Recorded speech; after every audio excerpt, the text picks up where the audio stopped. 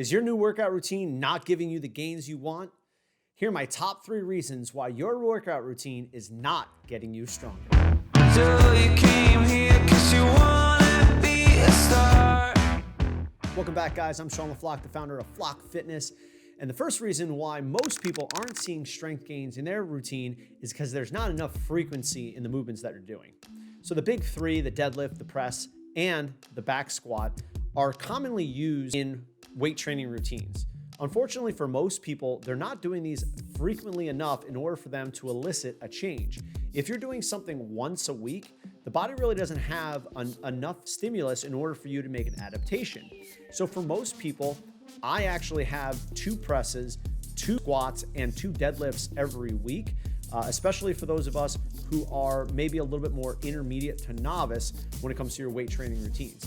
When we start to bump up the frequency of training for these individuals, we see much better strength gains.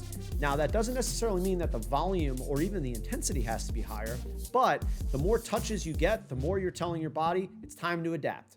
The second most common reason why individuals aren't making gains off of a strength program is their technique is just crap. Technique actually is the most important thing when it comes to your training routine, and the accessory exercises and the exercise selection of the big training exercises has to be done properly. If your technique in the back squat really isn't efficient, it's going to get to a point where it reaches a ceiling and then you're not going to be able to punch through. Most of the time, when I address technique and mobility with these individuals, they start to see enormous strength gains very quickly. The best thing you can do is get yourself on film. If it doesn't look right, then reach out and work with a coach. Third reason why you are not making any strength gains is that you're going too heavy too often. The problem with going too heavy too often is that it actually decreases your brain's output and your ability to go hard. When we see individuals going really heavy, really often, it actually has a diminishing return after a short amount of time. Just imagine if you were to go outside and do 100-meter sprints as hard as you can. It wouldn't be very long until you started getting some breakdown from your body. You would get a lot of neural fatigue, and then most likely you would burn out or get injured or both. It's the same thing for weight training. What you really want to be focusing on is your technique, the frequency of training that you're doing, and potentially the time under tension.